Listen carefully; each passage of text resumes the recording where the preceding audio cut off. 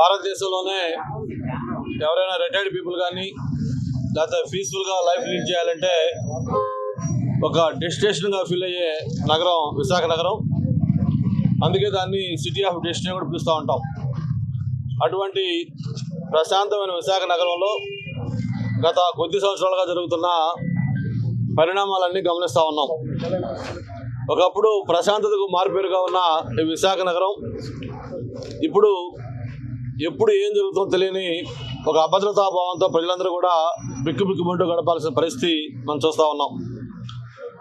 ఆ మధ్యనే మనం చూసాం అధికార పార్టీ ఎంపీ, మరి ఎవరో ఒక సాధారణ పౌరుడు లేకపోతే ఇంకోరు కాదు, ఒక పార్టీ అధికార పార్టీకి సాక్షాత్తు ఎంపీ కుటుంబాన్ని, భార్యని, అలాగే తన కుమారుడిని, తన ప్రాణమిత్రుడిగా ఉన్న ఒక వ్యక్తిని కలిపి 48 గంటల పాటు వాళ్ళ ఇంట్లోనే కిడ్నాప్ చేసి చిత్రహింసలకు గురి చేసి మరి దేశం మొత్తం కూడా ఉలిక్కిపడే విధంగా చేసిన సంఘటన ఇంకా మనం మర్చిపోవాలా.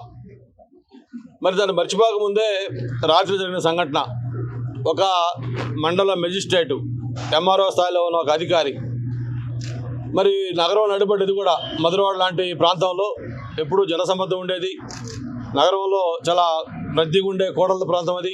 అటువంటి దగ్గర దట్టు ఏదో ఇండివిజువల్గా ఎక్కడో దూరంగా ఉన్న ఒంటరిగా ఉన్న ఇళ్ళు కూడా కాదు, అపార్ట్మెంట్లో కొంతమంది వ్యక్తులు అర్ధరాత్రి 10-11 గంటల్లో ప్రవేశించి అతి దారుణంగా ఇనప రాడ్లతో కొట్టి అతన్ని చనిపోవడానికి కారకులయ్యారంటే ఒక ప్రశాంతతకు మారిపేరుకున్న నగరం ఈరోజు ఒక నేర రాజధానిగా ఈరోజు విశాఖపట్నం తయారవుతుందని చెప్పడానికి ఎవరు కూడా సంకోచించట్లేదు. నేను ఈ సందర్భం ఒకటే ప్రభుత్వాన్ని కోరుతా ఉన్నాను. ఏదో పెద్దవాళ్ళు చెప్తారు, చిన్నప్పుడే కానీ ఆ మందల చుట్టే దొంగ తయారయ్యేవాడు కాదు అని ఆ తల్లి చెప్పిన సామెతలాగా ఆ రోజు ఒక ఎంపీ కుటుంబం కిడ్నాప్ అయినప్పుడు కనీసం ముఖ్యమంత్రి స్థాయిలో దాని మీద సమీక్ష చేసి దానికి మూలాలేంటి, ఎందుకు జరిగింది, ఇది ఎవరో ఇన్వాల్వ్ అయ్యారు, దీనికి ఏమి రెమెడీస్ తీసుకోవాలని మీరు కొంచెం సీరియస్ తీసుకుంటే మళ్ళీ ఇటువంటి సంఘటనలు రిపీట్ అయ్యే కాదు.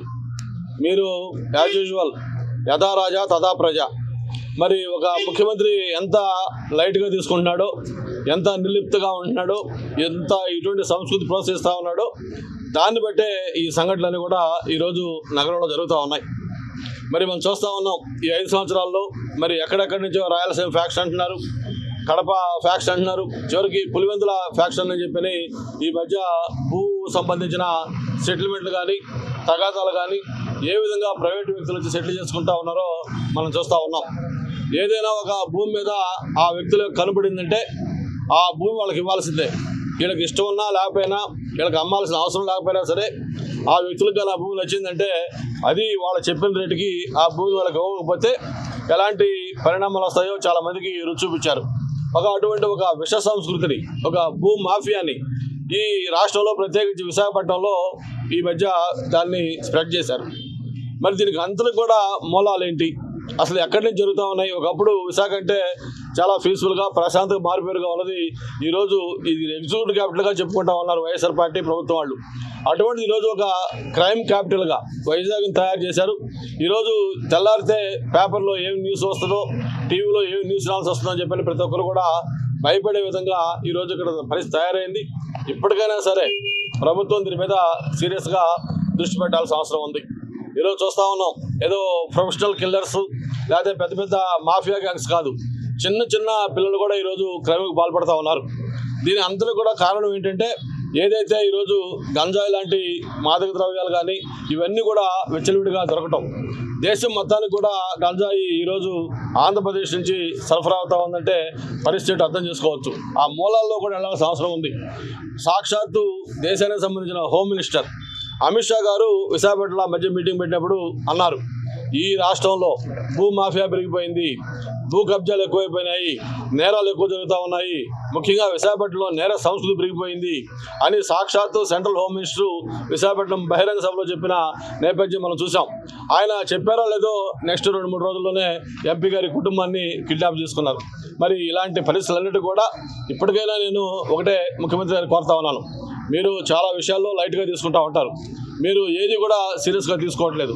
మీరు మీ బటన్ నొక్కుడు లేకపోతే మీ ఈట్లో ఉన్నారు తప్ప రాజకీయ దీంట్లో రాష్ట్రంలో ప్రజలు ఎలా ఉన్నారు, వాళ్ళ బాగోగులు ఏంటి, ఎలాగ ఈ నేరాలు పెరుగుతూ ఉన్నాయి, దీన్ని ఎలా కంట్రోల్ చేయాలి, దీనికి సంబంధించి సొల్యూషన్స్ ఏంటి, సమర్థవంతులైన అధికారులు ఉన్నారు, వాళ్ళతో మాట్లాడి ఫీడ్బ్యాక్ తీసుకొని దీన్ని ఏ విధంగా కంట్రోల్ చేయాలనే ఒక కనీసం ఎక్సర్సైజ్ మీరు చేయకుండా ఇన్సిడెంట్ జరిగింది, ఆహా అయిందా, ఓకే మర్చిపోతారులే ప్రజలు అనే దీంట్లో మీరు నెంపాదిగా ఉన్నారు. నేను ఇందాక చెప్పినట్టుగా మళ్ళీ ఒకటే చెప్తా ఉన్నాను. ఆ రోజు ఒక ఎంపీ కుటుంబాన్ని కిడ్నాప్ చేసి 45 గంటలు హింసించిన తర్వాత ఒక ముఖ్యమంత్రిగా మీరు సిగ్గుపడాలి.